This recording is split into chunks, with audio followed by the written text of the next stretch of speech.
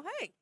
Hello. Hi. Hello and welcome back to Madison, Wisconsin to CubeCon Day 2. This is the first day of main event drafts. I'm Andy Maglet here in the booth with Emma Partlow. Hello. Fresh off of defeating Sam Black on coverage yesterday. Yes. I had to big you up for that. It was a great match we had yesterday on the stream. And there's more great magic in store for us today. We are about to watch a draft of John Terrell's Cartographia cube. This is a cube that was on Magic Online, so you may have played this yourself. And it's all about a bunch of overlapping synergistic themes and archetypes. There's a land theme, there's an artifact theme, an enchantment theme.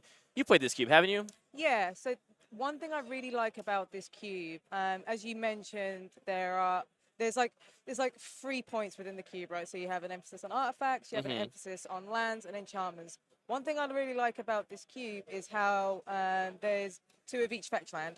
So yes. you get to eat your vegetables in this cube, and if I know you like drafting lands. I love me some fetch I love me some vegetables, which just removes the stress of, hey, I need to start prioritizing these lands because there's so many, and you can just build these like multicolored decks without much issue. And in this cube, the lands are very much synergistic pieces. They're not just fixing your mana. There are a lot of landfall strategies. There are ways to get lands out of your graveyard. There are ways to turn your lands into creatures and attack with them. That's where the name of this cube comes from, Cartographia. John, known for his flourishy, beautiful, artistic cube names, but it's all about the lands in this cube as the foundation and then the archetypes that come from that. I just got my butt handed to me in this cube. I went 1-2 this morning drafting this cube here at CubeCon. And I had a little Grixis artifact deck that was actually okay. My matches were close. The deck that was the scariest for me at the table was this Domain Zoo deck with all of the Triomes running around, 2 copies of every fetch land. This is a 540 card cube, so 2 copies of every fetch land is not going quite as far as that would go in a 360, but still, you can get your mana, you can get your basic land types under you and turn things like Nishoba Brawler and Territorial Kavu into giant 2-mana threats. I mean, these are like... This is what happens when you eat your vegetables. You eat your vegetables, you get to become a giant Tarmogoyf-like threat yourself. And then you lose. And then, yeah, and then if you're like me, your deck has a bunch of shocks in it, or cast downs, and your opponent's 2-drops are all 5/5s, and so you can't cast down those or shock them, which that's okay. I'm not mad about it. I had a great time, really close matches. The other deck that was really scary in our pod, and I think the deck that 3-0'd, was kind of a messed up deck that was all about playing multiple lands a turn. Exploration, the Druid guy, the Enchantment Druid, once you play off the top of your deck, Field of the Dead, a bunch of ramp enchantments. This deck, I saw a couple times dump its entire hand and into play, drawing a bunch of cards on turn 2 or turn 3. So there is a really high ceiling here for what the decks can do if you put these synergistic pieces together. We are going to be watching a featured drafter. Then we're going to be following the matches through this draft. And our featured drafter... It's very exciting, right? None other than Melissa DeTora. I cannot wait to watch and learn from the master because, like I said, I did not do so hot in this draft this morning. And Emma, that's why I'm in the booth. And Melissa DeTora is down there, going to put on a clinic for us and show us how we're supposed to draft this cube. Are there any other things we should be on the lookout for, Emma, in this cube when we're watching Melissa draft? So the interesting thing about this cube, as I mentioned, your mana's really good. You've got good options to get fetches. So picking gold cards quite early is also quite good, especially if it's something, say, like an Omnath Locus of Creation. Yeah. These powerful landfall cards. Stuff like Lotus Cobra is like a high pick because you have all this mana. You have Wild Growth, Utopia Sprawls. You can just go over so quickly.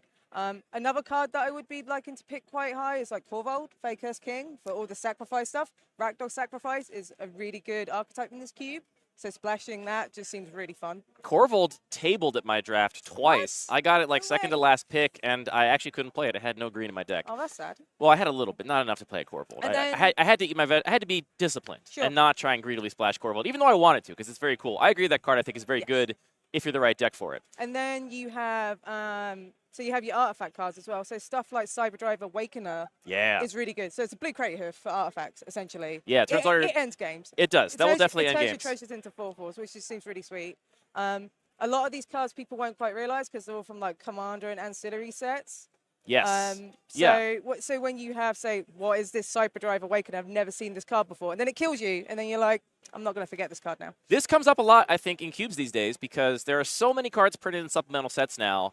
and only so many can possibly be legacy playable. Right. And if it's not legacy playable, then there's really not any other context you're going to see that card outside of Commander. So there's a lot of cards that just behave very differently in one-on-one 20-life games than people are used to. So I always do a little second check of all the supplemental set products, all of the Universes Beyond, all of the Commander cards, because And I guess you don't have any time to do anything else just because there's so many cards. it's a lot of reading. They got a lot of words on Yep. them, but I like Magic, so I'm happy to do that reading when the time comes. Yeah, the other thing that I think is going to matter here is the type of removal that players have access to. Yes. So I think because there's so much synergy going on, I think theoretically removal should be a high pick, because if you can take your opponent who's trying to combine 2 cards and make them worth more than some of their parts, then your removal spell does a little more than just removing that one thing, right? Because it kind of turns off this synergistic engine, turns off this powerful interaction. So theoretically, should be high picks here. I think we need to make sure those removal spells hit the things they got to hit, because there are a lot of very relevant non-creature permanents, artifacts, and enchantments that are going to be big build-arounds in this cube. I got really messed up by Black Staff of Waterdeep. Oh, wow. That's a supplemental card people may not know. That lets you just turn non-creature artifacts into 4/4s over and over again. Every card is a 4/4 now. But the other thing about this cube, yes, there's lots of synergy and lots of things you can do. There are cards that are just also super powerful on their own, like Leyline Binding is amazing in this cube because you have the triumphs and the fetches. A 1-mana removal spell that can just hit anything just seems great. You also have things like Wildfire. Yeah, that one did not see play in my pod. It was the last really pick, powerful. just got handed to somebody, but nobody was playing that. I think you got to get that one early and commit to a strategy like that. And then you also have Sunfall, these mass sort of, So you also have Sunfall, like these mass, like just board wipes just to clear the board. Like independently, they're very good, and these are good to take first. And given the mana's great, you can just splash for it as well, so you can play these multicolor decks, no problem. Sunfall especially is a really interesting board wipe, because my opponent round 2 was playing it in a deck full of creatures, because they're like, you know what? I don't care if I wipe the board and I'm left with a 7/7, 8/8 incubator token that I can then turn around and start bashing you. That's okay. So it's interesting you get to run a board wipe in your creature-heavy deck without having it be a dead card necessarily, because in some games, they're just like, okay, it's in my opening hand. I'll just sandbag a little, not commit to the board, and actually get you with a board wipe, even though my deck is full of creatures. So, yeah, lots to look out for here. The 0-3 deck in my pod was a dedicated control deck. Someone was trying to go hard control, lots of counter magic, lots of answers, and just didn't quite get there. So maybe something we should be on the lookout for, whether or not that deck just needs to be drafted differently, or whether maybe it's not the strongest deck in this cube. We don't know, but we're going to find out as we watch Melissa DeTora draft and then see what her opponents are up to in this first round. A lot of creature lands here, too. I know. So, so you have your fetches, you have your shocks, you have your creature lands, you have your horizon lands, you've got, there's just so many things you can do. The lands have relevant text. They have relevant text. You have a dedicated landfall strategy in the cube. Like everyone's just going to eat their vegetables and we're just going to have a good time. I hope so. I will say, I took lands quite highly and didn't get as much fixing as I wanted for my deck, because I think everyone else at the table is doing the same thing. So the fixing is abundant here, but it doesn't necessarily mean you're going to get it for free. You still got to prioritize it and take those picks if you want to be casting all your spells on time. What card would you most like to see Melissa DeTora open in this pack, if you could think of one? Ooh, I'm going to say Corvold. I really like sacrifice decks, and given how successful Melissa has been in her Magic career, just seeing those cogs turn with like Corvold sacrifice lines would be really fun. I would love to see Melissa open Chishiro the Shattered Blade and make that work. That is this sort of creature that cares about modified creatures and auras and equipments. And given that there's an artifact and an enchantment theme here, a lot of those incidental cards running around. And this is a card that I think has a really high ceiling, could potentially shine in a cube like this, but I haven't seen it pop off yet. And I'd like to see that. I think that'd be fun. It's another commander card that people might not know of. Exactly. Precisely. Yeah. All right. So we're going to be heading down to our draft table pretty soon here. What drafts have you gotten in so far this weekend? Have you gotten a draft yet? I haven't drafted today. I want to take it easy because coverage. Very responsible, very professional of you. I know, right? We did do the England versus Wisconsin game yesterday with your cube, the Bar Magic cube, where I drafted a very aggressive Boros aggro deck. My first pick was Mother of Runes. Love to see it. Break up. Classic. I was like, I'm feeling like I want to play mono white, so let's go for it. But throughout the draft, I just kept getting past Monastery Swift Spear, Rabbit Battery, Dragon's Rage Channeler, and all these cheap like burn spells. Yeah. Well, you were at a table with J-Bro, so you're This is it. probably not going to table those mono I white was aggro cards. I was passing to Caleb, who I know is just gonna draft like a green-blue pile, take extra turns, dawdle around sort of thing. I heard through the grapevine that in the last draft this morning, Caleb took 3 consecutive turns in a row with a time sieve in one of the That cubes. is impressive. That's not easy to pull off in a Right. singleton draft format. So He's that good. kudos to Caleb for He's taking that good. 3 extra turns, which I'm sure made his opponent very happy and glad to be here at CubeCon in Madison, Wisconsin. Yeah, so far I've gotten to draft a couple cubes. One is from a friend of mine online who lives in the middle of Idaho, has had this cube for years, and has never once fired a full pot of 8. Oh, And nice. this was their very first full pot of 8, and it was such a God. delight and pleasure to be part of that. And that's the magic of this event. Right. You know, we have cube designers from all over the world. There are people here from France, from Indonesia, from all continents, There's basically. someone from New Zealand that made the trip. I actually hadn't heard that one yet. Yeah. That's probably about as far away as you can get. Right. People from all over the world here, and so many cube designers have their cube that is their labor of love, something they have been working on for so long that it's just their big passion project. And we all get to come to this space and share it with each other. And honestly, this is like, I think, the best kind of Magic event. I agree. And you've probably been to a lot of organized Magic events, right? You've been to a lot of GPs and Yeah, I've been to GPs, that kind of stuff. I've watched Pro Tours, I've been to SCGs and stuff. There's nothing quite like this where the result doesn't matter, if that makes sense. All that matters is that you have fun. All that matters is, can I have fun doing the thing I want to do? Am I with friends? Can I just cube all day? Yes. I mean, Reed Duke won a draft yesterday, and all he got for his trouble was a bunch of cheese. And he gave me some of that cheese. And then he as gave well. the cheese away because I it know. turns out you don't really want to put He's a hero. 18 or 20 pounds of cheese in your backpack and then walk around for the rest of the day. That's not a great idea. I popped over afterwards to ask Reed, like, how did you do? It's like, yeah, I'm 3-0. Do you want some cheese? And I'm like, yeah, do you know me? I really like cheese. So I picked out a nice, a nice soft cheddar for my troubles, just for saying. Is Reed familiar with your online brand, your very pro-cheese online presence? My pro-Wisconsin, apparently, mindset. Yeah. Yeah. A lot of really exciting cubes in the building this weekend. Some of the ones I'm most excited to play, there's 3 or 4 old school nostalgia cubes that are here, which last year the Old Border Foil Cube was one of the most popular cubes. That's very high up on my list. I got to play that one last year, so I'm gracefully bowing out. I'm not going to try and draft it again. I'm going to leave that for other people. There are other nostalgia, pre-modern, old school cubes here that I'm really excited to draft. I've been on a big kick of old school Magic and just really enjoying the different ways in which cards were powerful, you know, back prior to, you know, let's call it Mirrodin, basically. Yes. Okay. You know, in the actual old border cards. So I'm excited about that. There's a entirely creatureless cube here this weekend, Yeah, that's which is really very cool. interesting. I kind of want to try that one. I walked by a draft of that cube, and there were a lot of creatures in play. Just all creature tokens, mind you, because there are no creature spells in that cube. The other cube that is really interesting here is the Cascade Cube. Yes, our good friend Zach created that one. Zach Barish. Everyone starts the game with a copy of Maelstrom Nexus in play, an emblem specifically of Maelstrom Nexus in play, which means the first spell you cast every turn has Cascade, and then the entire cube is designed around that premise.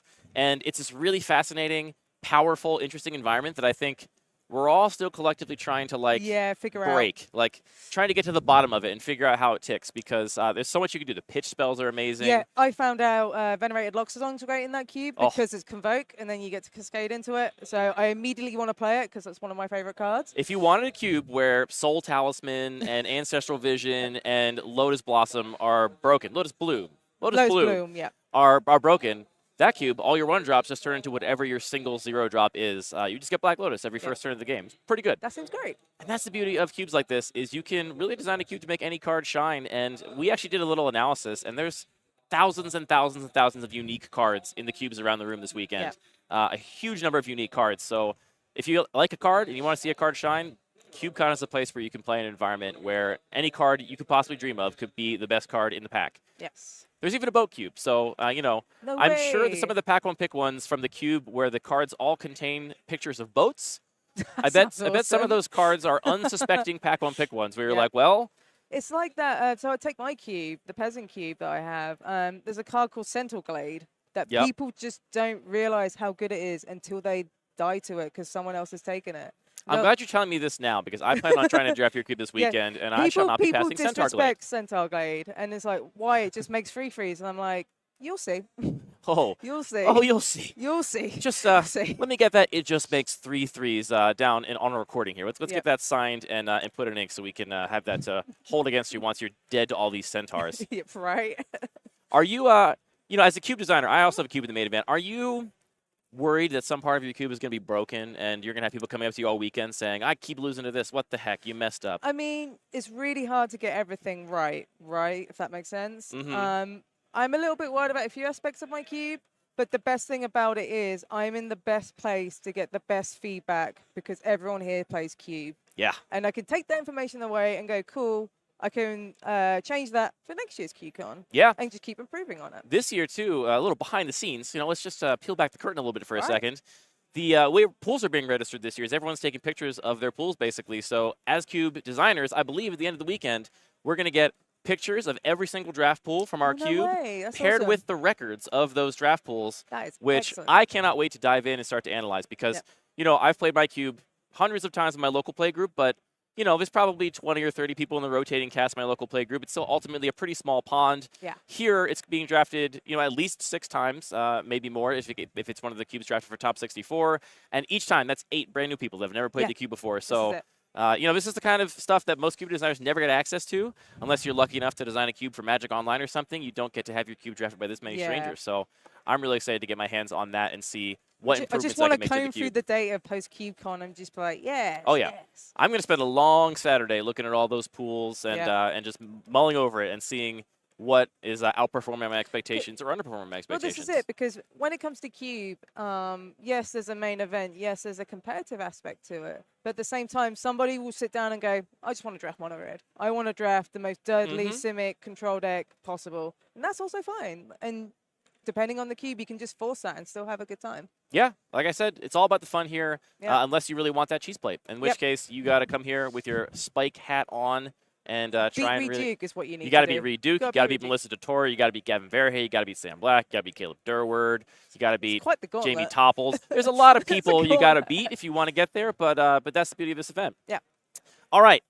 It's taking a little while to get there. We've had things getting situated, but I just got word from the booth. We are heading down to our draft table, so let's see what Melissa DeTore is going to do in John Terrell's Cartographia Cube. John Brostoff. A couple of familiar faces in this pod. We see Parnell down there at the end of the table. We see J-Bro. J-Bro loves a little table talk. Was he talking it up during your draft yesterday? J-Bro was talking all the time. He never keeps quiet. It's a shame that he never has anything to say and also hates attention. All I just keep hearing was CubeCon, like repeatedly, like a metronome during the game. We got to work on his self-esteem. I think he's so in his shell. Right. I think we collectively as a group need to work on really bringing J-Bro out of his shell so he can be himself and not feel so stifled. Just talk about Favorite Inspector. I hear it's his favorite card. Yeah, he does pop off. Now, is that also your favorite card? That is my favorite, I know it's up there. card. It's like my #1 Magic card. So there are some tokens around for CubeCon where some of the special guests all have tokens. I got a token made, and it's a clue token just because of Favorite Inspector. Now, why do you think Favorite Inspector is so beloved? Because I think a lot of people would look at that card and say, it's so unsuspecting. Right. A 1/2 that makes a clue token. That is the best part about it. Well, yes, that is the one thing it does. Oh, what you like about it is that it's unsuspecting. Yeah. So when people look at cards, this speaks more about me as a Magic player. When people think of like powerful cards that go, oh, these like really like powerful like rares and mythic rares that do all this stuff. Yep. And I'm just like, my favorite cards are a 1/2 for one that just makes a clue token and draws a card. It's just very unsuspecting, but it's also really integral because it's played in a bunch of formats. It's a staple in Pauper. It was in Standard for a whole of its tenure. So he's playing Pioneer in all the Convoke decks. Sometimes he's playing Modern in the similar reason. And it does a lot for 1 mana, and I think that's really cool. It's a really cool design card. It's one of these beautiful cards that is mechanically so simple. Right. But the ways you can use all of the pieces of that card are so different, right? I've seen people use this just to get an artifact in place so they could tinker it away a couple turns later. You know what? There's your artifact. You can flicker this to get a bunch of card advantage. You can use this to chump block. We saw Jaber yesterday try and soul partition his own Thraben Inspector, which is something I've never seen someone try and do in this cube. Like in Pauper. So there's a deck in Pauper called Boros Synthesizer that uses Thraben Inspector, but you use stuff like Core Skyfisher and Glinthawk to get rid of the artifact so you can play this big flyer into play. Awesome. Just all about value. She's good. Yeah. She's a good girl. Great card. All right, it looks like we're waiting for one last drafter here before we can start to fire this draft. Not a pushover table here with at least No. Parnell and J-Bro there. So it's looking like it's going to be a tough table that Melissa is at, though. If you look around the table, I think she's got the constructed and professional pedigree. Right, this is it. I mean, she did play on Pro Tours. She's done. It's not her first rodeo. I got to say, this is honestly one of my favorite things about the weekend, too. Just as a spectator, you almost never get to see, I mean, really never. You'd never get to see some of the best players in Magic play cubes other than the cubes on Magic Online. Sure. Which, you know, they have done some community cubes in the past, but for the most part, if you're watching Cube on Magic Online, you're seeing the Magic Online Vintage Cube or the Legacy Cube or something. We don't get to see Melissa DeTora draft the Cartographia Cube or your Peasant Cube or something. Right. And now we get to, and that's the beauty of this weekend as just a spectator. And then, like, we drafted the Live the Dream Cube as part of the event yesterday. Like, you wouldn't imagine Reed drafting a No, he had never done it before. Never done it before. Free owed because it's reduked. But you would never imagine, hey, this highly accomplished Magic player is playing a Commander Cube essentially with commandery cards, and that's just great to have the two ends of the spectrum just come together like that. Yeah, Reed Duke known for a lot of things, especially for his affinity for Jund, this classic like small game, you know, attrition style deck, and yeah, but you know, David McDarby's going to show up and make him play 8-drops. That's just how the Live the Dream Cube works. You're kind of forced into it.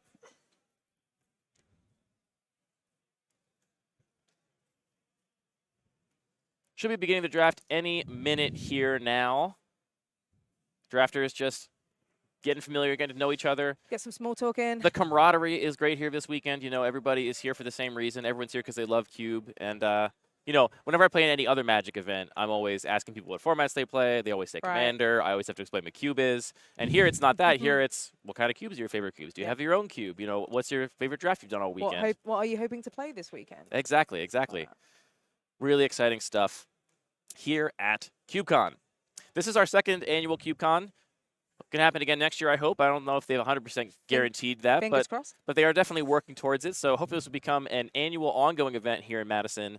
And it's actually spawned a couple of other Cube events in addition to it because of the popularity of this event. We saw a California Cube Championship that happened this year that was directly inspired by CubeCon on the West Coast. And I've heard murmurings of other people that are looking to run Cube events of their own. You can see we're back in the booth here, still waiting on figuring out where this last drafter, I think, is. Who knows? We don't know what's going on here. We're just here to talk to you. Oh, wait. No, we're there. We're drafting. Just when you least expect it, we are here looking at Miss Torres. We got Goblin Bombardment in the pack that she's pulled to the front. Griff's Boon, Remand, Abrade. A lot of nice, cheap, interactive spells here available to Melissa DeTora. Let's see which direction she wants to go, though. I would like to take this Goblin Bombardment. Bombardment is a prismatic ending though. Now that's speaking to my personal proclivities, a prismatic ending. Like we said, there's triumphs in this cube, there's double fetches. Getting to turn your prismatic ending into 3, 4, even 5, not out of the question in this environment. So that is, I think, what I personally would be on. You're taking the Bombardment right here? I would take the Bombardment. I think it's one of the best red cards in the cube. Just because Sacrifice is just so good, and there's so many ways you can take it with stuff like Corvold and other cards. And Melissa agrees with you. So 1-0, Emma versus Andy. You are correct so far. We've got a Goblin Bombardment, and we're going into pack 2 here. Feed this one could be good. I really appreciate how Melissa is taking her time going through the pack, showing us every card. Drag to the bottom's also very good. Had Dom Harvey yesterday on coverage, and he just looks at a pack like, looks at the whole thing. Does he Brian Kibler it? Yes, exactly. And then he just takes a pick immediately. There's no thinking. Zulaport Cutthroat pulled right to the front here. That's a good one. Perhaps, goes with the Sax Synergy. It certainly does. Perhaps Melissa DeTora looking to make a bunch of tokens, sacrifice them for value, do some sort of aristocrats strategy. Drag to the bottom's also good. It's a nice, clean form of removal. Unctus, Grand Meta Tech, definitely a card I had to read when it was in my pack this morning. Didn't know what all those words did. But it looks like we're going to stick with the efficient cards, stick with some 2-drops, and plan on having a bunch of small creatures in play if this Zulaport Cutthroat is, in fact, going to be the pick, and it is. Black-Red. Good start in this cube, I think. Black-Red, and you have the ability to splash as well, because just Curse of Shadow Graves is also just... Yes. This is another card. Great supplemental card, yeah. From my cube that people just don't realize how good it is because they just don't see it that often. And yeah, well, it was a commander card, yeah. Oh, wait, I'm dead to zombies, you know? And it's really good fodder for all the sacrifice stuff Melissa's trying to do. I think this is a really easy pickup. Yeah, it looks like she's also considering Dockside Chef here, which is also very much on theme. Though with already having 2 payoffs for lots of creature tokens, I personally agree with you. I'd be looking to make some creature tokens with that Curse of Shallow Graves rather than pick up another payoff in the form of Dockside Chef. Sure, I But we'll agree. see which way Melissa DeTora goes here.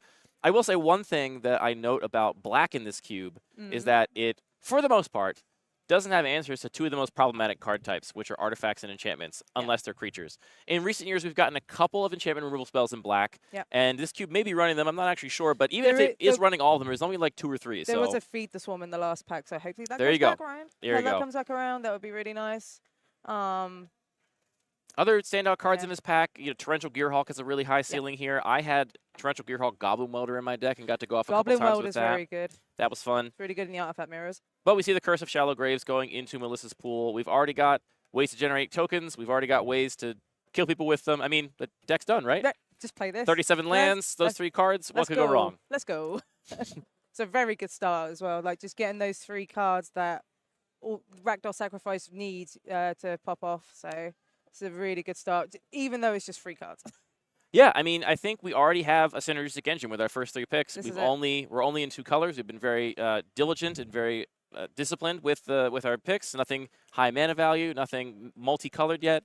So taking a nice and a blood artist, just blood artist right on top of the pack. I mean, the table also seems to be sending the signal that this is what Melissa should be doing at this seat, knowing that nobody to your right so far has taken that blood artist means that pack 2. Very likely to be, or pack 3 rather, very likely to be really good for this deck, even if someone to your left is playing something similar.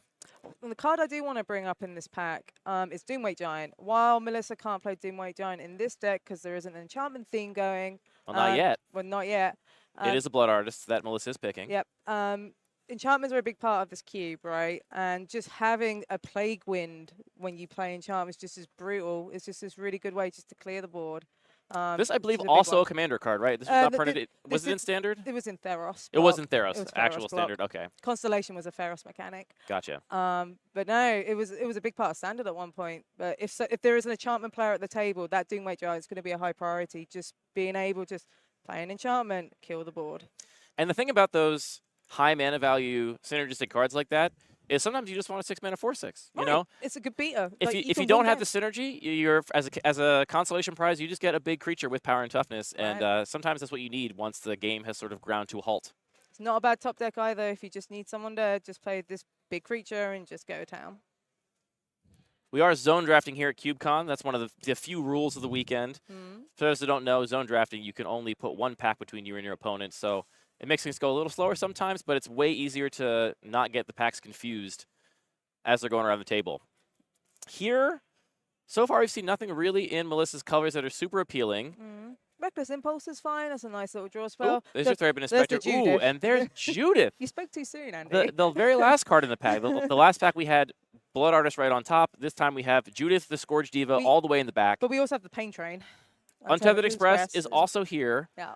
I mean, to me, I just want to take that Judith and absolutely stake out my corner. I mean, at this point, she'll have pretty much all of the Aristocrats payoffs in black-red in the entire cube in the first 5 or 6 picks of this draft, which means that nobody else could possibly be drafting this deck, and you're going to get a lot of those late enablers. You're going to pick up a Weapons Craft Enthusiast, which a lot of other decks don't really care about, and is going to be absolutely disgusting in this deck. Goblin Trench is pulled to the front here. One of my favorite old-school enchantments. Ooh, Solemn Simulacrum. There's a creature. Oh, well, price is also good. Yep. Nice bit of removal. And so Kenzin Crucible of Defiance. That's what it is, yes. Also fine because you can Makes just tokens. make tokens, which you can, as part of your sacrifice strategy. It's got some nice choices here. Yeah, I think it's I see a late Treasure Cruise here. Melissa not in blue, so it doesn't look like considering a splash for that card, but, Treasure Cruise is good. Looks like we're picking up a land here into Kenzin, so that will, again, we talked about how the lands in this cube do stuff, right? They do not just tap for mana. This will double as a land when Melissa needs a land, or just creature tokens when we're later in the game. And also, the card is discounted because there's a Judith, and the channel discounts the cost. So in some cases, it could cost free. It might be even less, depending on what other legendaries Melissa picks up.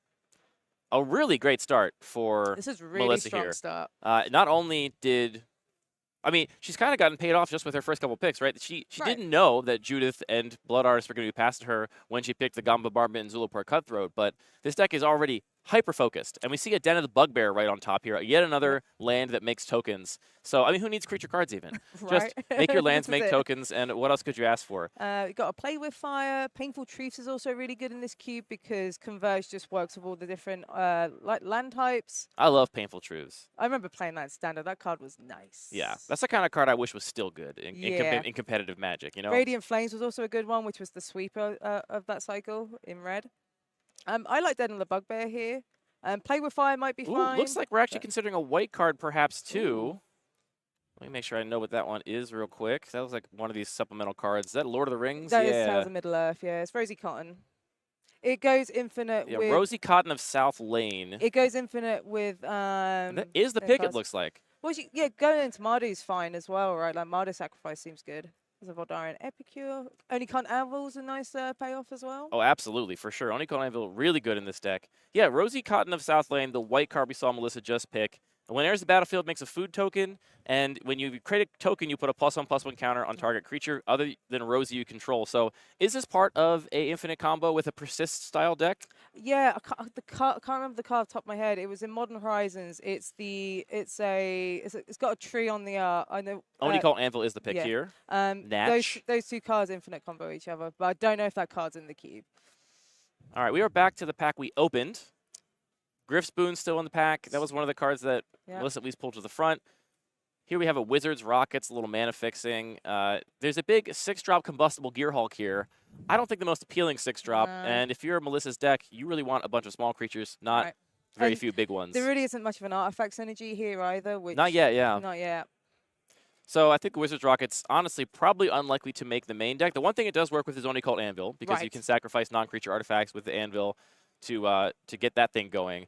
But other than that, so far not quite what this deck wants. Is there a Mayhem Devil in this cube? I'm going to check right now because that's the last card that I can imagine there is. So there's a Mayhem Devil in this cube somewhere. We may not open it. It's only a 8-person draft of a 540 card cube. Been passed around. Took the Underworld Dreams. Took Underworld Dreams here. So that's a source of ongoing card advantage.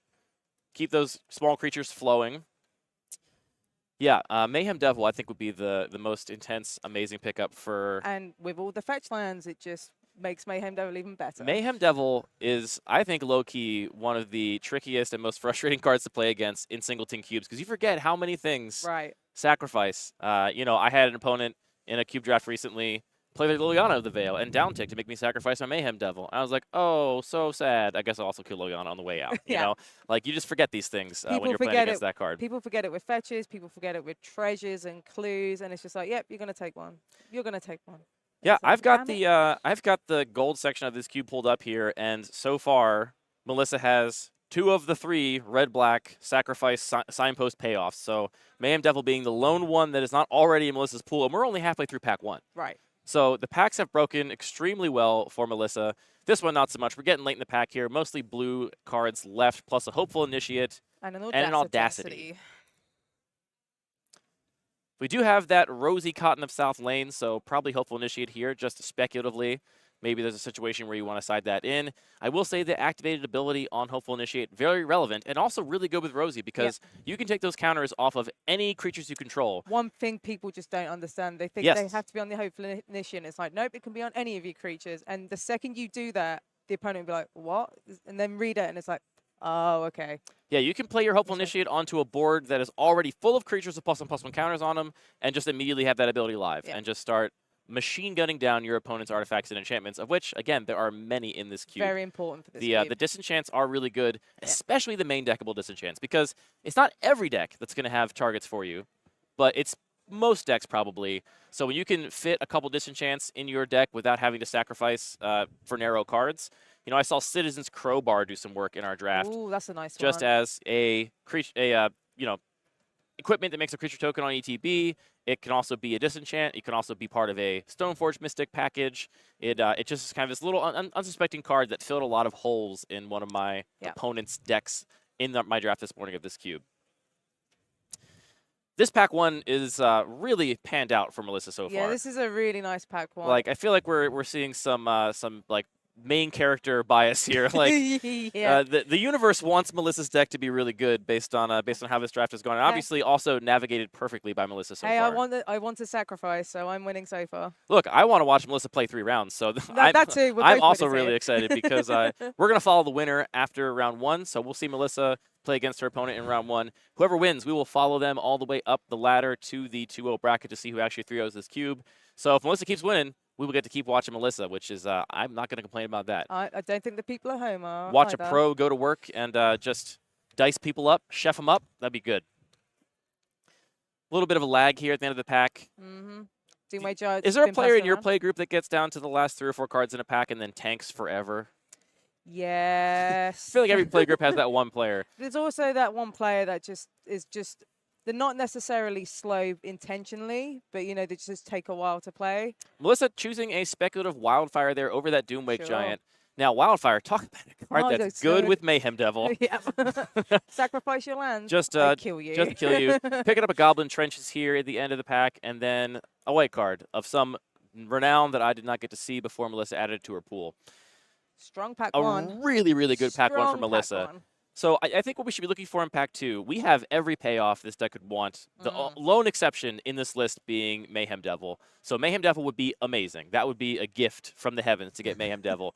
Short of that, I think what Melissa's mostly looking for from here on out is probably going to be cheap token generation. Yes. We want ways to turn all of these payoffs into the broken, powerful cards they have a chance to be. We want stuff like our P&LR. We want stuff like our Bray's Apprentice, Weaponcraft Enthusiast, these kinds of cards, and Kieran Nalar, all the various P and LRs. Just make tokens that you can just make these tokens, and one thing that's really feed into the Oni Cult Anvil, especially. Exactly. One thing that's really tough about playing against these decks is you can be ostensibly way ahead on board. Oh boy, Priest of Forgotten Gods right on nice top. One. That's Holy a moly. card. I see some people were messing up the cards here when they were shuffling. Or is it a Scalding Tarn? So here's the question. Do you eat your vegetables here and take that Scalding Tarn, or are you too tempted by the pull of that Priest of the Forgotten Gods? Also a nice one. See, this is difficult. I would probably just take the Priest, just because you have this synergy with Mayhem Devil already, and you just... Well, we don't have Mayhem Devil yet. That's card we might want to get. We do have Judith, and Blood Artist, and Zulaport Cutthroat. I would take the Priest just because I know there's only one Priest, and there's a bunch of other fetches in the cube, so I would take the risk. There is also a Shambling Vent if Melissa decides to really try and play that Rosy Cotton. I also like the Ravenous Chupacabra. It's just it's not synergistic in any way, but it's just an independently good card that you will want in your deck, and consider Melissa's already in black. That might be something she wants later on. Melissa choosing to take that Priest of the Forgotten Gods, saying she'll get her fixing later. That is definitely, it's technically a huge payoff for that deck. It's definitely fixing in the sense that you get some black mana out of the deal. Okay, sure. That's definitely an optimistic read of fixing, but I'll take it. I'll accept it. Oh, there's a Lotus Cobra. I know Melissa's not in the colors. A couple of really powerful cards in this pack that are just not for Melissa's deck. Leyline Binding, Lotus Cobra. Ash Barrens is also fine here as well. Ash Barrens, if you're not going to take the Scalding Tarn and you're going to get your Priest of the Forgotten Gods, maybe you got to settle for an Ash Barrens. But you know what? It still does the job. Yep. Also looking at Idol of Oblivion here. Hangerback Walker, also a really, really good card for this deck that I don't think can be understated. You put a couple counters on that thing, and then it becomes a huge token payoff. And we see it being pulled to the front of the pack. So, like these X artifact spells are some of the best cards in the cube. Like Walking Ballista is probably one of the best cards in the cube, right? I think it's quite good. It's especially good if you can get some modular payoffs to get counters on it in other ways. I do think this cube is generally going pretty big, and so a Walking Ballista is going to be not the most efficient threat because you are paying a lot of mana for those +1/+1 counters, but if you can get that synergy, then it really works out. I believe we took the Hangerback Walker, which it makes artifact tokens. I like that pick. Here we got a Godless Shrine, Starfield Mystic, Grim Lavamancer, Ingenious Smith. Lots of great cards for Melissa's deck. Nothing quite as thrilling as the Priest of the Forgotten Gods. Bloodsoaked Champion. This is a sacrifice payoff. Is that also a sacrifice payoff? Another one? I believe it makes treasures. Let's see here. Let's pull up. That is Mahadi Emporium Master. Yeah, you're right. Make a treasure token for each creature that died this turn on end step. So, yeah, maybe a little bit of a less direct sort of aristocrats card, but you're going to have creatures dying. You're going to generate treasures from them. And, I mean, it can't be overstated how much Mayhem Devil will really bring the room together. Right. If we somehow got that card. That would be really nice. I don't think we should... we shouldn't rely on it, but boy, if it happens, it's going to be... Just want that devil on wheels to appear. There's definitely nothing I would take over that card in this entire cube I if I'm agree. Melissa, and it's not even close. Spirit Sister's Call, a card with a big block of text on it. That's Sacred Foundry is also a nice one, considering we do have that Rosy Cotton to go with the red cards. ooh, and Molten Vortex. Yeah, so I think Sacred Foundry looks like it's probably going to be the pick here for Melissa. Probably at this point, I would guess, very speculative on that Rosy Cotton. I don't think Melissa is currently thinking, I'm playing Rosy Cotton. I think she's thinking, if I have an opportunity to take enough fixing that I can play this card, I'll play it.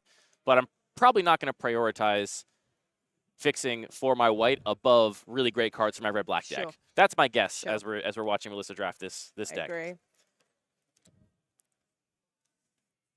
Hex Gold Halberd, one of this new. Flametong Yearling is a really nice one. Really good one. We've gotten so many artifact equipments in recent look, years. Your card. There's Black Staff of Waterdeep. Deep. Black Staff of Waterdeep still has my my blood on it. From oh, come on. Come on. Look at this. Windmill Slam this mayhem. I don't know. See, I don't have the straight face of Melissa Totora. I would not be able to still look at this pack as if I was thinking about anything. If I was in that seat right now, I would be like going out the seat and fist pumping to myself. Oh, and what a surprise. She's taking Mayhem Devil and yeah, I mean, this is really, you got all the sack payoff. I don't. It's incredible. I think we still need ways to make a bunch of creature tokens, but those are more plentiful than the payoffs, and we have every single payoff in the colors as well in this entire cube. And we have every single red gold card in the entire cube. This is incredible. In our pool already, and we're only halfway through pack 2. Yeah. So Melissa need only take small creatures and token generations at this point. And we saw Cult Conscript, Bloodsoaked Champion. These are the kind of small creatures that you want for your sacrifice deck because you can just keep bringing them back. And one of the really frustrating things about playing against a sacrifice deck like this is you can be ahead on board. You can have bigger creatures, and it can just not matter because they can just chump block your stuff for days, and by chump blocking, they're just slowly killing you. So I would say that we're kind of low on removal spells, but sometimes these decks don't even need very much removal because Mayhem Devil's technically a removal Oh, it spell definitely is. It for sure is. But your main goal is kind of just to flood the board and clog things up and say, well, now you have no real means to get past my board and actually kill me without also dying in the process. So. And if there is like a stalemate, say both players just have this huge board state of creatures, the sacrifice player could just be like, yeah, I'm just going to keep pinging you. I'm just going to keep hitting your life total, and it's just not going to matter in the end. Absolutely. So I think we're going to get to see just how good Black-Red Sacrifice can be in this cube, because it's hard to imagine a better version of the deck than the one we're currently watching Melissa Totora draft. Terramorphic Expanse is nice here. Works with Mayhem Devil, obviously. Woe Strider's a nice one as well. Woe Strider's exactly what I'm talking about, right? This card is good. It's not amazing, but it does exactly what Melissa Totora's deck wants. Makes you a token. Couple gives tokens. You some scry value as well. Mana sink for late. If you somehow run out of stuff to do, you can keep bringing that thing back. We talked a little bit about Two-Headed Hellkite in our draft this morning. Nobody in my pod had ever seen that card before. We're like, oh, wow, Muldrifter looks pretty different these days. It's a pretty darn big Muldrifter. There's a Mana Confluence if Melissa wants to favor some mana fixing at this point. We also see Brunaclad. That's the token copying mirror engineer. That's the commander card, Yep. In a tricky old border printing that people may not have seen before. From the Brothers War, I believe. Also a Blast Zone, which could be interesting. I like the Mana Confluence utility. here. I like the Confluence too, personally. I'm not worried about the spells in my deck. I also want to make sure I can cast them. So I'm probably taking the Mana Confluence. But we see that Melissa's taken Brutaclad. Makes tokens. It does indeed make tokens, and probably a bit of a speculative pick, maybe saying if I can get a little bit of fixing for blue. There was a Steam Vents in the last pack, so maybe that will wheel. It's part of the fixing. It's not out of the question. And you also have Only Cult Anvil, this other really good sacrifice payoff, which is great with artifacts. We do have a fair number of ways to make treasures right now, too, already. This so is it. Everything's just coming together. Well, yeah, I think that Melissa gets to maybe be a little greedy with the potential light splashes. You know, a card that only has one off-color pip, especially one high on the curve like Brutaclad. By the time you get to turn 6, much more likely that Melissa will have found one of her treasure generators and be able to have access to that one blue mana to cast this bomb. Plus, you're in your primary color of red, right? So the blue is so incidental, which is something this cube does really well. You are going to play like these 2-3 color decks, but you might have like one card that's a different color, but it's just so easy to cast because of the fixing available. Yeah, and we've not seen so many lands in these packs, even though this is a land-heavy cube. So Bastion of Remembrance is a really nice this is one. not one of the premier payoffs, but it is another payoff. It's annoying, and it does everything. It's just like it's kind of like a B- of everything that Melissa's deck wants to do. A great way to fill the curve. I'd be surprised to see her not take that here. Other choices look like a removal spell in the Ruinous Path. Couple maybe replaceable creatures, but looks like it's going to be Bastion of Remembrance here for Melissa. There's a lot of green going around in these packs also. It does seem that way, yeah. Yeah, this is just coming together so nicely. So, Incredible. as we watch Melissa continue to craft this beautiful deck in front of our eyes, what are you most worried about seeing across the table if you're drafting a red-black sacrifice deck like this? Ooh, I would be worried about decks that would go over the top. So I did see a Lotus Cobra in the pack a little while ago. So if there happens to be fetch lands, if there happens to be some really top end creatures where you can just cheat instead of going, hey, I play this Lotus Cobra, I pay like a 5-drop next turn or something. Just ramping up and just killing the sacrifice opponent ahead, like much earlier than planned, before they can establish this combination of Mayhem Devil and treasures and cheap value. A Cult Conscript here for Melissa DeTora. Again, I think a good, It's a really nice one. a good curve-filling pickup. We also have an opportunity to take a Duress if Melissa's worried about specific non-creature cards out of her opponent, but Duress is not really on plan here. Not a creature, doesn't work with all the synergies we have. Cult Conscript, not the most efficient way to repeatedly bring creatures into play, but this will definitely grind out a win in a long game. It will do enough, which is what the sacrifice deck wants. I think some of the things I'm most worried about if I'm Melissa in this seat is creatures with evasion, especially flying and trample. They can kind of negate all of the advantages we talked about this deck having in a big board stall, where once your opponent has a big trampler, all of a sudden, an Ash Baron's here to give a little more mana fixing to Melissa. Once your opponent has a big trampler, all of a sudden, this plan of just let me chump block your things for all eternity and ping you to death. Any form of life gain as well. So say like an Omnath Locus of Creation, just like that 4 life is like cool. That's like 4 permanents for the Mayhem Devil. Exactly, yes. So maybe that is what the role of the removal needs to be in Melissa's deck. Maybe we don't need a bunch of removal. We're not trying to answer all of our opponent's threats. We are just trying to answer the few that have those keywords that are particularly good against our deck. Get those flyers out of the air. Get those tramplers out of here. Get them out of here. No life gain for you, and then everything else can stay. You can keep your giant vanilla creatures because they are simply going to be chump blocked until you die. Bloodsoaked Champions come back around, which is nice. Lampad's it's not the best sacrifice outlet, but I like Champion here for the curve consideration. Champion. Yeah. Also, Gift of Fangs, which looks like Melissa is considering. I like Bloodsoaked Champion because you can attack with your tokens that you're going to sacrifice. Then you can bring back the Bloodsoaked Champion with Absolutely. Raid. So it's just a nice way just to make sure you have a recursive threat with that Cult Conscript. Yeah, I love the 1-drops here especially because we do see Melissa taking that Bloodsoaked Champion. I love the 1-drops here specifically because all of our good payoffs start at 2 mana or 3 mana. On turn 1, there's nothing I want to do more than put a creature to play so that by the time I start playing these payoffs, they are already doing something. If my curve is, do nothing on turn 1 into, Zulaport Cutthroat into Mayhem Devil, I mean, it's not a bad start, but it would be so much better with any 1-drop, especially one of these recursive ones like Bloodsoaked Champion. Molten Vortex going around late. Maybe somebody playing Life from Malone is going to get really happy to get past that Molten Vortex. Or it could be riding a sideboard. Who knows? There's the Blackstaff of Waterdeep. No respect. These people haven't heard out how much that card just rearranged my face in the last round. Maybe it's not an artifact drafter in blue at this table either. That would be impressive. So a Hexcold Halberd here. A card Melissa can cast. It makes a token. It does. Oh no, we see instead a Aether Spellbomb. A little surprised to see that. I mean, the Halberd, definitely not a premier card. A Temeshi going around really late there, too. Yep. Loamcrafter Fawn is another great card for that lands deck, another new card from a supplemental set. So maybe people not knowing exactly how that card plays. With the Spellbomb especially, like we're kind of tapping. We've got a little bit of blue going on with the Buriklad, so maybe there is room to run the Spellbomb just to. And like that Wizard's Rockets does fix mana in a way that matters now. And it does go into what you were saying earlier about getting rid of these big tramply threats. You can just bounce it back and then just kill them. Yeah, so I think maybe that indicates that Melissa is more planning on playing that Brutaclad than perhaps at least I initially thought. I thought it was a very speculative pick.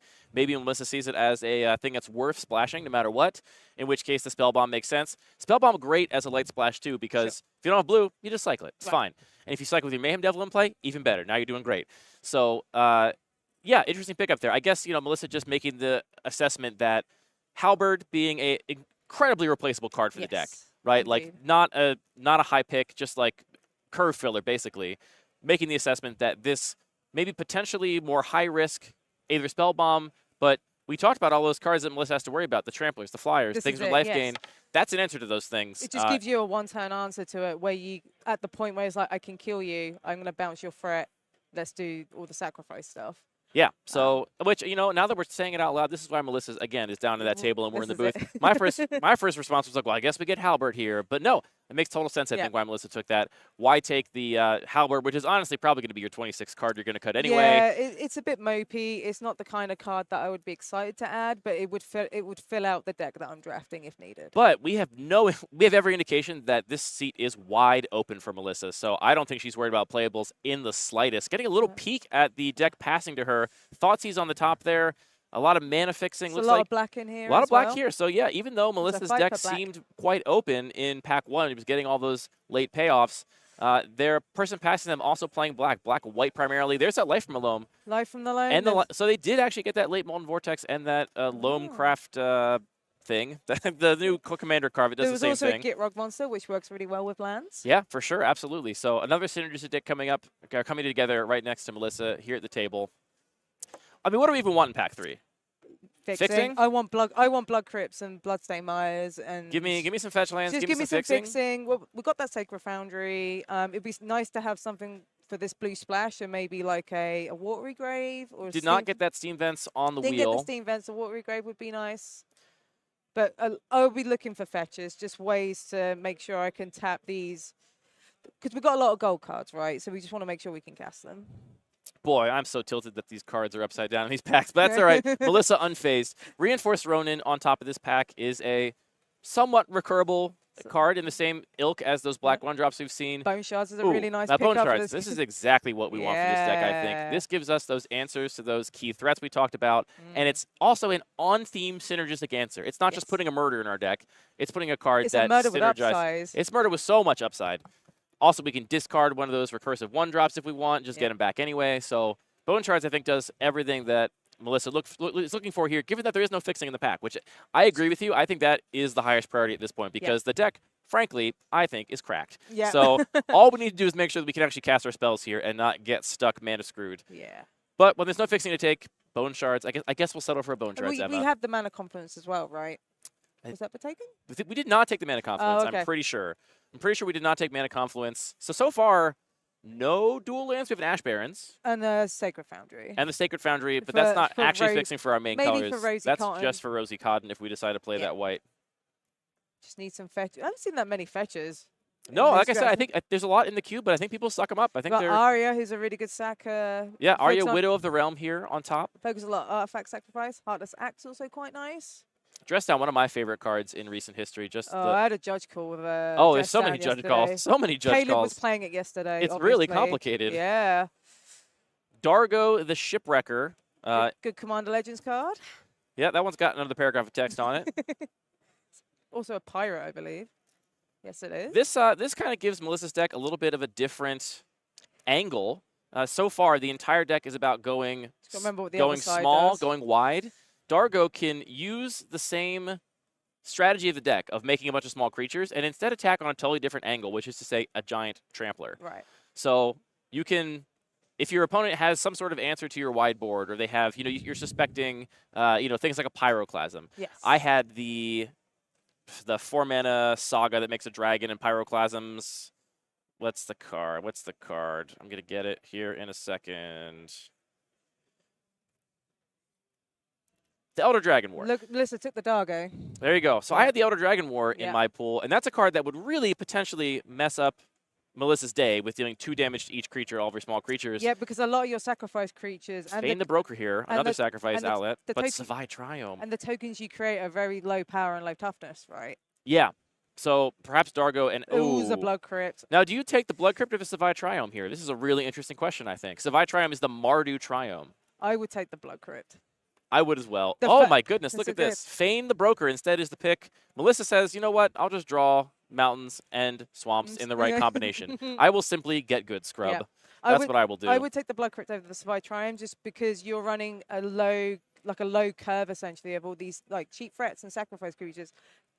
Tap lands just kind of hinders you a little bit, and we're not banking into white necessarily. Yeah, we only have the one white card, at least the one we're looking to play. And Blood Crypt is like the premium shock land you want in this deck. Yeah, I agree with you completely. I think some people will be on the Triome there, but this deck is so low curving, and it's so much about being able to sequence your plays. I might be a bit more amenable to it if I had fetches to get for it. Sure. Yep, that's true. We have no fetches right now, so.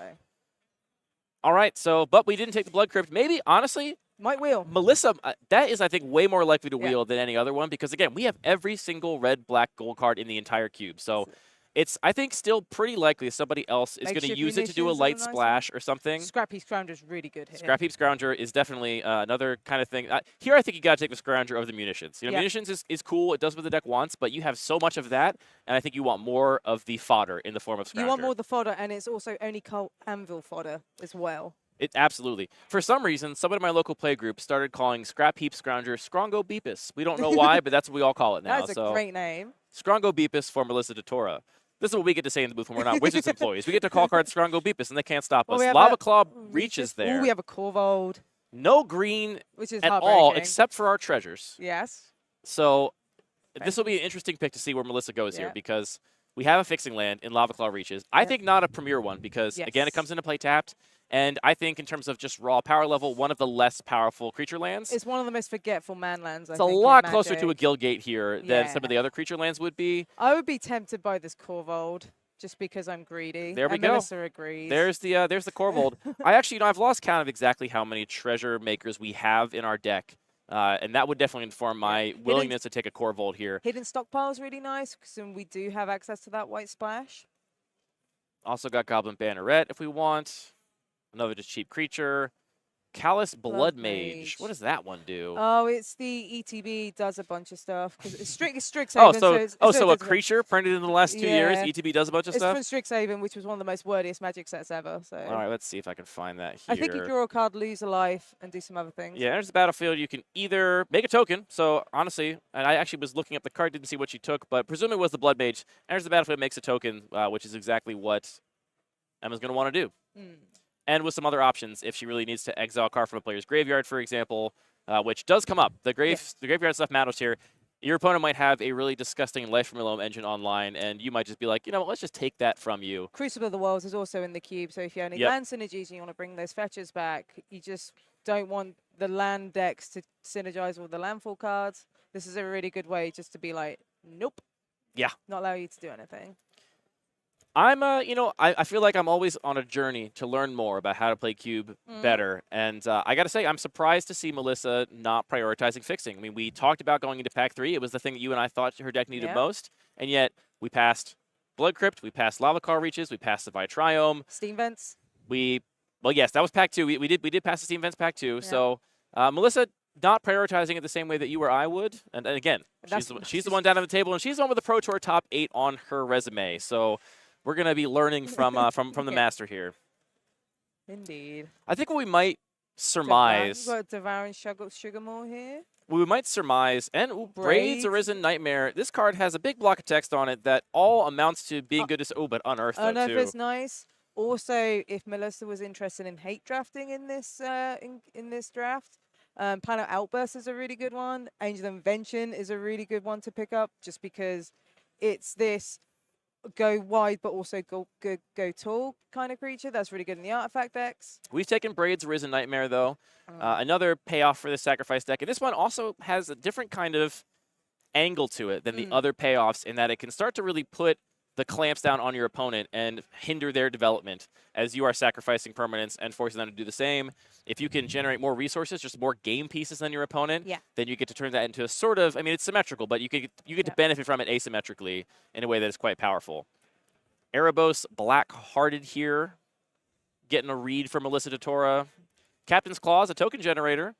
If you can get into the red zone with some of your cheap creatures, There's you can. The blue crate hoof behemoth I was on about earlier. Exactly, and that's the and looks like maybe Cyber Waker even being considered here by Melissa for its power level.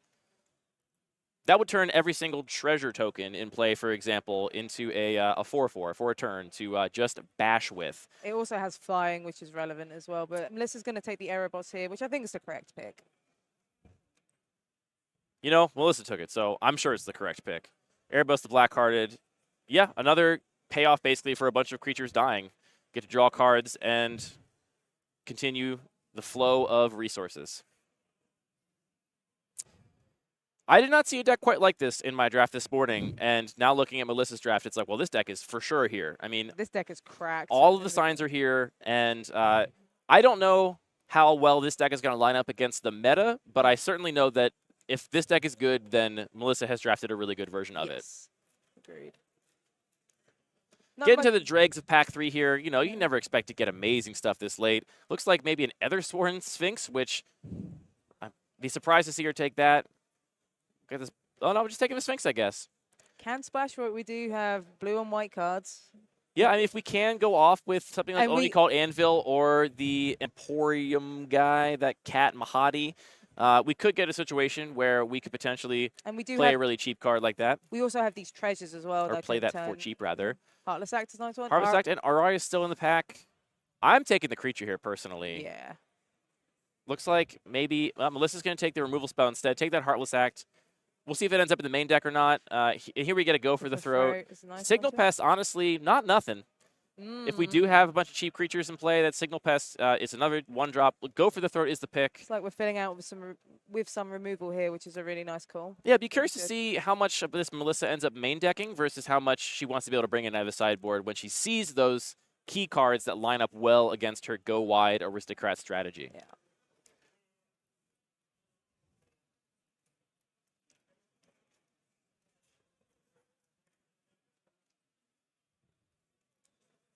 You just got to wonder what the rest of his table is doing. You know, Yeah, I'm really curious to see what other they're people are not drafting drafting. red black sack. I'll tell you that much. We know that much. And I dare say they're not drafting black anything sack because we've gotten so many of the black sacrifice payoffs. The red ones maybe not as much. So maybe somebody out there is Yeah. doing like a red blue sort of artifact style deck.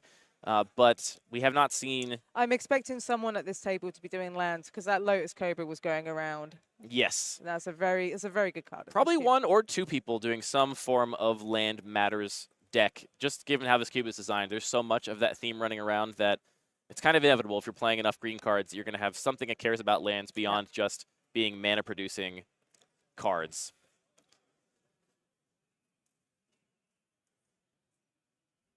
We've got a Myers Grasp here if we want to pick up another removal spell. Space it in. Feldar Retreat, which if we had taken White Fixing, this would be a great card for our deck. Yep. I doubt Melissa will play it, given that we only have a single Sacred Foundry and Treasures. Oh, we got the Lava Claw Reaches on the wheel, so Might as well take it. you know, we got there. We did not wheel the Blood Grip. We did not wheel the Savai Triome. So we are really on Lava Claw Reaches and Ash Barrens to fix for our two main colors. Yep. Mirror Retriever here is the last pickup, and then we'll get a final Yenna. green, white enchantment payoff, it Yeah. looks like. Yeah, it's Yenna from Wilds of Eldraine. All right. Well, this, I think, was a masterful draft. A really, really well-navigated draft with a little bit of luck involved. You know, I think we just got fed in pack 1 with all of these payoffs. The Zulaport Cutthroat, the Goblin Bombardment, which Goblin was the Bombardment, first pack. the First pick. Mayhem Devil, the Judith. Like, we have it all, really. Yeah. And I think, like we said, maybe some things for Melissa to be worried about are big trample creatures, Yep. big flying creatures, repeatable life gain in the form of lifelink. What else? I mean, also the mana. Like I'm the I'm mana- a little bit worried that we didn't take any. Like we didn't see any fetches. At least I can't remember seeing. we saw any exactly fetches. one Scalding Tarn. Okay. It was early in a pack, and we took the Priest of the Forgotten Gods over it, Yeah. if memory serves. Like we didn't take the Blood Crypt, and granted, the deck doesn't seem too mana demanding. It just makes it really hard to splash these other cards that we've been taking, like the Brewer Clad, maybe even the Aether Spellbomb that we splashed. What about the Corvold is another one. Like we took a Corvold in It'll green. be really interesting to see how Melissa builds this deck. And we won't see the deck construction for Melissa, but we will see the games we played. Yeah. So we'll see if she draws a Corvold, if she's decided that's something she's going That to would main be deck. very bold. The first thing I'd be doing right now if I were Melissa is checking all of my treasure generators. How many do I have? How many ways do I actually have to make a treasure token? And if it's me, I want like 5 or 6 before I'm happy to play something like a Corvold with no green producing lands on my whole deck. You got to really lean on those treasures to play those spells. And don't get me wrong, Corvold is a massive payoff for the deck. So you just good. need to make sure you have the treasures to be able to do that. She's set herself up really well. She has a lot of different ways she can build this deck with the pool we saw her draft. She's got a ton of playables, right? Yeah. Her colors were open. She took very few lands, so she's got a big pool of non-land cards she can choose from to craft exactly the right deck now in deck building, as opposed to having to sort it out in the draft because you took a bunch of lands, so you're trying to get to playables and scrambling towards the end of pack 3. That's not the case here. She is rich in playables and gets to play whatever combination of those she thinks is right. Play the right curve, play the right combination of enablers and payoffs, play the right combination of threats and answers. And, yeah, I think it's going to be sweet. so much fun to watch this deck play out. Very And we'll see what the first opponent is doing when we get to that first round. Stay tuned. Here in Madison, Wisconsin, we're going to be watching Melissa DeTora, Pro Tour top 8 under her belt. Now, tackling the next biggest tournament of her career, The CubeCon main event. the CubeCon Cartographia Draft here in Madison, Wisconsin. I'm Andy Mangle, Emma Partlow. We'll see you back here for the first game shortly.